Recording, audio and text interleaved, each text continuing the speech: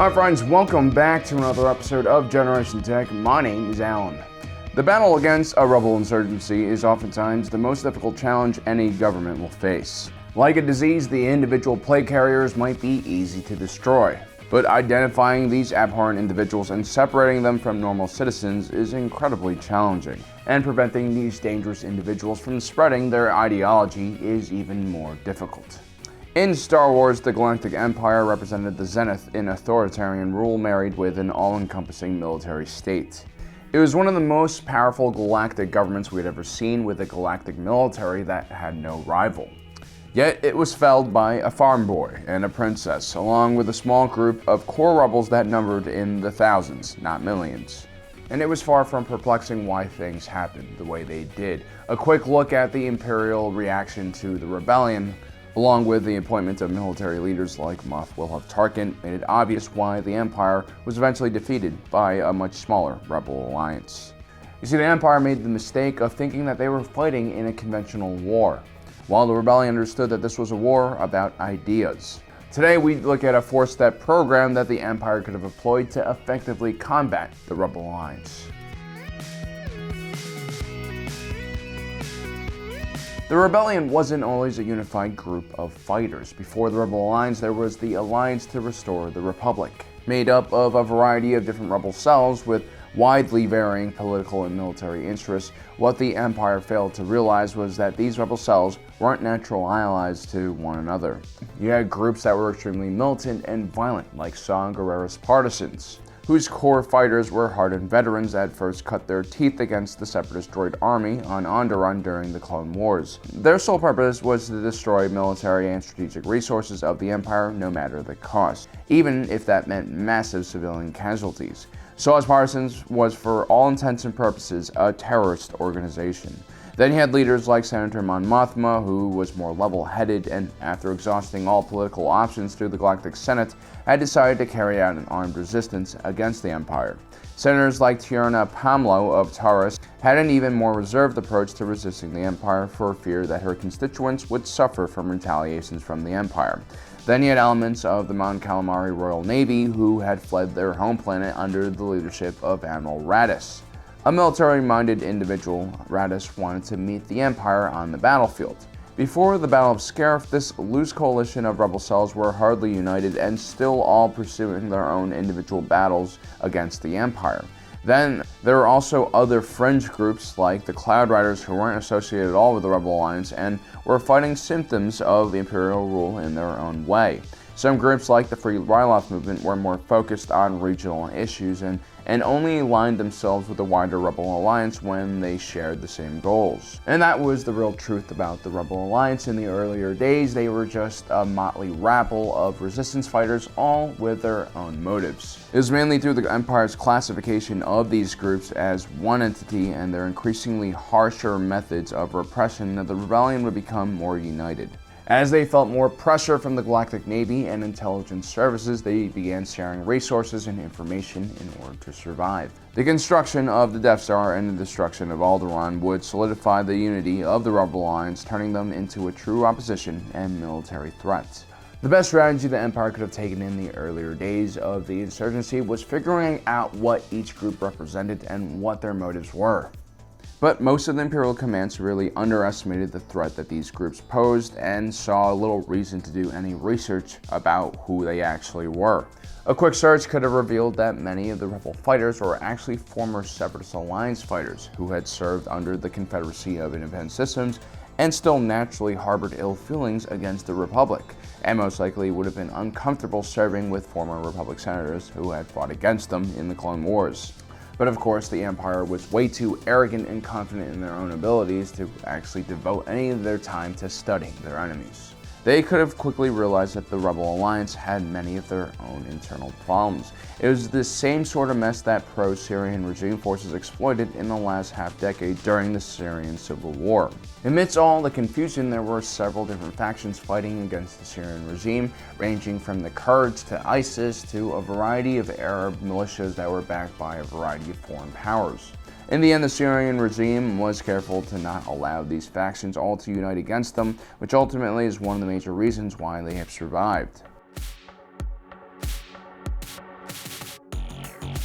The Empire was always far too vast to defend from external threats and definitely far too vast to defend from internal threats. It's almost impossible to completely defend every soft and hard target in your empire. It's also incredibly costly, and the financial burden alone could cause severe damage to the economy. In many ways, the greatest achievement of the 9/11 attackers was that it cost the United States billions, if not trillions of dollars of security spending. Money that could have went to infrastructure improvements, social programs, stimulus packages, and so on. The point is, a static defense is really the last line of defense, and not only is it very ineffective, it's also very costly. The Empire and its intelligence services were masters of infiltration and counterinsurgency techniques. The infamous Inferno Squad was used to infiltrate rebellion groups and destroy their operation capabilities from within. As difficult as it was for the Empire to spot rebel cells and rebellion fighters, it was equally as difficult for rebellion cells to root out infiltrators from the Empire. Infiltrating the rebel ranks will not only inform the Empire of the rebels' movements, but also create more uncertainty and chaos amongst the rebellion. This would cause tons of tension between the various factions in the rebellion, and also cause the rebellion to use its precious few resources in screening future applicants to the cause.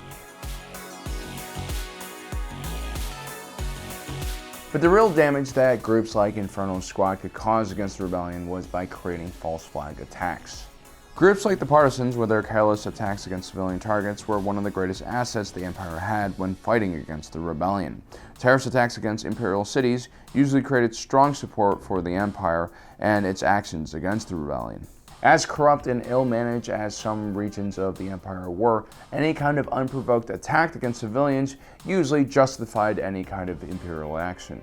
This, combined with the normal propaganda broadcasting done with the Empire, would severely limit the recruitment pool for rebel groups and chase away any potential donors or sponsors for these groups. The rebellion was able to recover from even the worst defeats, like at the Battle of Hoth, because it held the moral high ground against the Empire. The poor, the disenfranchised, the criminals, and the political activists of the galaxy found a higher meaning when they joined the Rebel Alliance. The supposed purity of the rebellion and the purity of their cause was their greatest asset, and is why it was impossible for the Empire to destroy them. Instead of just attacking physical targets that the rebellion held, like bases and fleets, the Empire should have devoted more resources on attacking the rebellion's image. By delegitimizing the Rebel Alliance's claim that they were morally justified in their actions and a better alternative to the Empire, the group would have quickly fallen apart, but eventually another rebel group would replace it. So the next step of ridding your empire from rebel insurgencies is by looking at what the root cause of a rebel insurgency is in the first place. Contrary to popular belief, not all human beings desire political representation and democracy. Just look at China. There's 1.4 billion people who are mostly okay with not having any ability to affect change in their country's government. And that's primarily because China has seen a huge portion of its population rise out of poverty into the middle class, which points to the real reason for stability and dissent in any nation. A lack of work and economic opportunities lies at the heart of every insurgency.